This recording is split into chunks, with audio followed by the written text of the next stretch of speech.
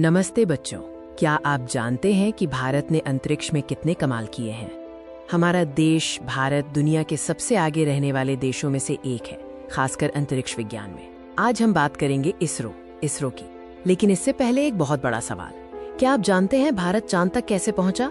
चलिए इस रोमांचक सफर की शुरुआत करते हैं।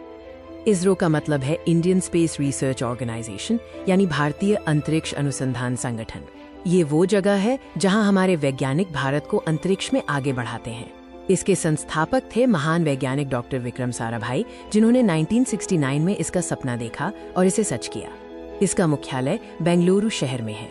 इसरो में हमारे वैज्ञानिक दिन रात मेहनत करते हैं। ये देखिए, ये है मिशन कंट्रोल रूम, जहां से वे अंतरिक्ष यानों को नियंत्रित करते हैं। इन सभी वैज्ञानिकों के दिल में सिर्फ एक ही सपना है, भारत को अंतरिक्ष में सबसे ऊपर ले जाना। इसरो की कहानी कई बड़ी सफलताओं से भरी है। शुरुआत में हमारे पास बड़ी मशीनें नहीं थी, लेकिन हमारे पास बड़ा हौसला था। भारत का पहला उपग्रह सैटेलाइट था आर्यभट्ट, जिसे 1975 में अंतरिक्ष में भेजा गया। फिर इसरो ने अपने शानदार रॉकेट बनाए, जैसे PSLV और GSLV, जो बहुत भारी चीजों को भी अंतरिक्ष में ले जा सकते हैं। इन रॉकेटों ने भारत को अंतरिक्ष शक्ति, स्पेस पावर बनाया।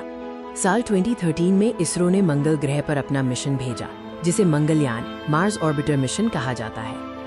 और जानते हैं क्या, भारत पहले ही प्रयास में मंगल पर पहुंचने वाला दुनिया का पहला देश बन गया। ये कितनी बड़ी उपलब्धि थी। अब बात करते हैं चांद की।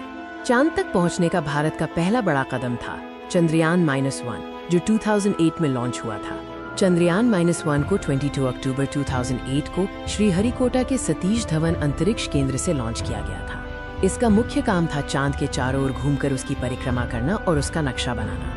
और इस मिशन ने एक बहुत ही महत्वपूर्ण खोज की। चंद्रयान-1 ने चांद की सतह पर पानी के अणुओं, वाटर मॉलिक्यूल्स को खोज निकाला। ये पूरी दुनिया के लिए बहुत बड़ी खबर थी। इसका मतलब है कि भविष्य में चांद पर इंसानों के लिए जीवन आसान हो सकता है। अगला मिशन था चंद्रयान-2, जो 2019 में लॉन्च हुआ।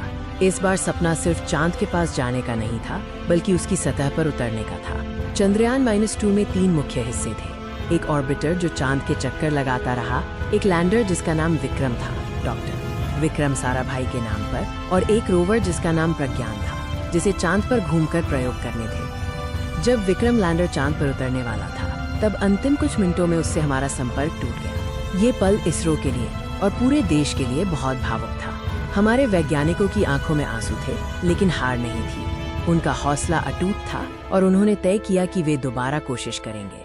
और फिर आया वो ऐतिहासिक पल, चंद्रयान-3। ये मिशन चंद्रयान-2 की अधूरी कहानी पूरी करने के लिए बनाया गया था, और इस बार भारत को सफलता मिली।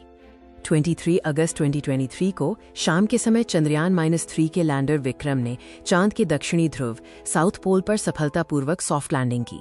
ये कितना अद्भुत क्षण था। दक्षिणी ध्रुव पर उतरना बहुत मुश्किल था, क्योंकि वहां की सतह बहुत ऊबड़ खाबड़ है, लेकिन इसरो ने कर दिखाया। लैंडिंग के बाद रोवर प्रज्ञान बाहर निकला और उसने चांद की सतह पर घूमना शुरू किया, जानकारी इकट्ठा की और इसरो को भेजी। रोवर के पहियों पर अशोक स्तंभ का निशान छपा था, जो चांद पर भारत की पहचान बन गया। भारत दक्षिणी ध्रुव के पास उतरने वाला दुनिया का पहला देश बन गया। इस सफलता पर पूरा देश खुशी से झूम उठा। ये सिर्फ इसरो की नहीं, बल्कि हर भारतीय की जीत थी। चलिए अब कुछ मजेदार बातें जानते हैं और देखते हैं कि इसरो का भविष्य कैसा है। क्या आप जानते हैं कि इसरो के मिशन दुनिया के बाकी मिशनों के मुकाबले बहुत सस्ते होते हैं, यहाँ तक कि कुछ हॉलीवुड फिल्मों से भी सस्ते। इसीलिए पूरी दुनिया इसरो के काम की तारीफ करती है।